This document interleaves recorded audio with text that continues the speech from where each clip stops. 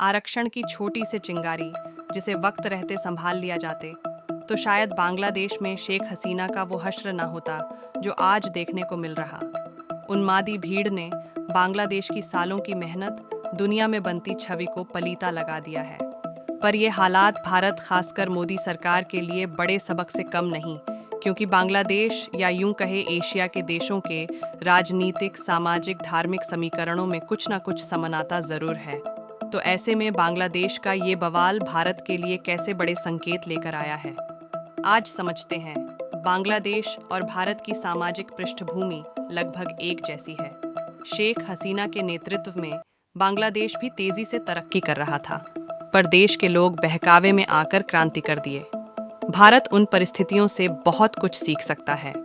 भारतीय उपमहाद्वीप और आसपास के देशों की तुलना में बांग्लादेश बहुत तेजी से तरक्की कर रहा था। पाकिस्तान, अफगानिस्तान, श्रीलंका आदि की तुलना में राजनीतिक स्थिरता, लोकतांत्रिक मूल्यों और आर्थिक प्रगति आदि के दृष्टिकोण से यह देश अपने पड़ोसियों के लिए ईर्ष्या का कारण बन रहा था। लेकिन बांग्लादेश को नजर लग गई। आज भारत का आम आदमी भी बांग्लादेश की स्थिति को देखकर यही सोच रहा है कि किसानों को दिल्ली आने से रोकने के लिए भारत सरकार ने जो हाईवे ब्लॉक करने के लिए मोटी कीलें लगाई थीं, बड़े बड़े कंटेनर रखे थे, वो कितने ज़रूरी थे। बांग्लादेश लगातार आर्थिक प्रगति कर रहा था। पाकिस्तान ही नहीं, इंडिया से भी बेहतर वहाँ की सरकार काम कर रही थी। पर जनता कब किसके बहकावे में आ जाए, कुछ कहा नहीं जा सकता। 1971 में बांग्लादेश को पाकिस्तान से आज़ादी मिली। बीबीसी की एक रिपोर्ट बताती है कि 52 साल के बाद 30 जून 2023 में खत्म होने वाले वित्तीय वर्ष में आर्थिक सर्वे के अनुसार पाकिस्तान की विकास दर 1% से भी कम यानी 0.99% रही। दूसरी ओर इसी वित्तीय वर्ष में बांग्लादेश इकोनॉमिक रिव्यू के अनुसार वहां की आर्थिक विकास दर 6% रही। इस रिपोर्ट में यह भी बताया गया है कि बांग्लादेश की आर्थिक विकास की दर लगातार 12-13 वर्षों से 6% से अधिक पर रह रही है। यानी कि जब से शेख हसीना देश की पीएम रहीं, तब से वहां तरक्की रफ्तार तेज हो गई है। दूसरी ओर पाकिस्तान की आर्थिक विकास दर पिछले 10-12 सालों में 3 से 4% के बीच रही, जिसमें 2 साल तो यह 1% से भी कम रही। कोविड-19 महामारी के बाद बांग्लादेश की अर्थव्यवस्था संघर्ष से गुजर रही है। बेरोजगारी बढ़ी है, पर ये कोई अकेले बांग्लादेश की समस्या नहीं है। देश की पूरी दुनिया इस समस्या से ग्रस्त है। भारत में भी यही हाल है। भारत भी लगातार तरक्की कर रहा है। ग्रोथ रेट के मामले में चीन की अर्थव्यवस्था को भी भारत मात दे रहा है। चीन की तमाम बड़ी मल्टीनेशनल कंपनियों ने इस दौर में भारत की राह पकड़ ली है। देश में रक्षा सामग्री के निर्माण से लेकर भारत तमाम उपभोक्ता सामानों जैसे कार, मोबाइल आदि का दुनिया में सबसे बड़ा निर्यातक बन रहा है। पर जनता को इतने से संतोष नहीं है। पिछले 10 साल से सत्ताधारी पार्टी को इस साल हुए आम चुनावों में जनता का कम समर्थन मिला है। मतलब साफ है, जनता को तरक्की से ज्यादा धार्मिक और जातीय रूप से संतुष्ट करने की जरूरत है। क्योंकि जनता को बहकाने के लिए बांग्लादेश में धर्म मुद्दा बना है, तो भारत में जाति मुद्दा बन रहा है। बांग्लादेश में हिंसा के पीछे आरक्षण विरोधी आंदोलन का प्रमुख हाथ माना जा रहा है। बांग्लादेश की स्वतंत्रता में शामिल लोगों के परिवारों को वहां करीब 30% आरक्षण मिल रहा था, जिसे शेख हसीना सरकार ने 2018 में जनता के विरोध के बाद खत्म कर दिया था। पर कुछ लोग कोर्ट चले गए।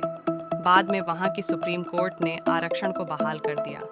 फिर आंदोलन और हिंसा को देखते हुए अभी हाल ही में सुप्रीम कोर्ट ने सभी तरह के आरक्षण की समाप्ति कर दी। यानी कि जो काम जनता के द्वारा चुनी गई सरकारों को करना चाहिए था, वह काम सुप्रीम कोर्ट करने लगा था। जाहिर है कि असंतोष बढ़ने का एक बहुत बड़ा यह भी रहा होगा। इसका सबक ये भी है कि कोर्ट के चोर दरवाजे से कभी नहीं जाना चाहिए। नीतिगत फैसले सरकार और संसद को करने चाहिए, वरना नुकसान हो जाता है। आज देश के कई मुद्दों पर जिस तरह सुप्रीम कोर्ट की भूमिका दिख रही, उसे देखते हुए मोदी सरकार को चीजें समझनी पड़ेगी। एक रिपोर्ट में सूत्रों के हवाले से बताया गया है कि बांग्लादेश में छात्रों आंदोलन को हिंसक बनाने में पाकिस्तानी एजेंसी आईएसआई और जमात-ए-इस्लामी द्वारा हिंसा भड़काने और विरोध प्रदर्शनों को राजनीतिक रंग देने में भूमिका की अवामी लीग सरकार जांच रही थी। दरअसल तख्ता पलट के पहले ही सरकार को लग रहा था कि पाकिस्तानी सेना और आईएसआई शेख हसीना सरकार को गिराने के लिए विपक्षी बीएनपी को सत्ता में वापस लाना चाहती थी। बांग्लादेश में आईएसआई पहले भी हसीना सरकार को कमजोर करने की कोशिश कर चुकी थी। भारत में भी इस प्रकार की कोशिश की गई थी। किसान आंदोलन को विदेशों से मिलने वाली फंडिंग की बात सामने आई थी। इसी तरह किसान आंदोलन को भड़काने में लगातार विपक्ष का साथ मिल रहा था। कांग्रेस और लेफ्ट के तमाम लीडर किसान संगठनों के साथ सीधे सीधे इन्वॉल्व देखे जा चुके हैं। एक बार थोड़ी सी लापरवाही हुई तो आंदोलनकारियों ने लाल किले में घुसकर वैसा ही अराजकता फैलाने की कोशिश की थी जैसी बांग्लादेश पीएम हाउस में पहुंचकर कथित छात्रों ने किया। बांग्लादेश में हिंसा शुरू होने के कुछ दिनों बाद पूर्व विदेश सचिव और ढाका में उच्चायुक्त रहे हर्षवर्धन श्रृंगला ने कहा था कि ऐसी खबरें हैं कि बांग्लादेश के मौजूदा हालात के पीछे कट्टरपंथी तत्व हैं। इसमें एक छात्र संगठन का नाम सामने आ रहा है जो पाकिस्तान समर्थक जमात-ए-इस्लामी की स्टूडेंट विंग है। इसके अलावा वहाँ की विपक्षी पार्टी बीएनपी भी विरोध प्रदर्शनों और आंदोलनों में शामिल है। इसने आंदोलन को एक राजनीतिक रंग दिया है। सिंगला के कहने का मतलब सीधा था कि वो बांग्लादेश में जो छात्र हिंसा कर रहे हैं उसमें विपक्षी पार्टी बीएनपी के कार्यकर्ता भी शामिल हैं। हिंसा में ऐसे लोग भी हो सकते हैं जो बांग्लादेश के हितों के खिलाफ हैं, जैसे कि पाकिस्तानी खुफिया एजेंसी आईएसआई जो अपना एजेंडा सेट करने की कोशिश कर रही है। पूरी दुनिया जानती है कि भारत के खिलाफ पाकिस्तान कैसे आतंकियों को पनाह भी देता है और ट्रेनिंग भी देता रहा है। पिछले दिनों एक वीडियो वायरल हुआ था जिससे पता चलता है कि जम्मू कश्मीर में चुनावों में तबाही मचाने के लिए आतंकियों को ट्रेन किया जा रहा है। इन आतंकियों को पाकिस्तानी खुफिया एजेंसी आईएसआई खुद ट्रेनिंग दे रही थी।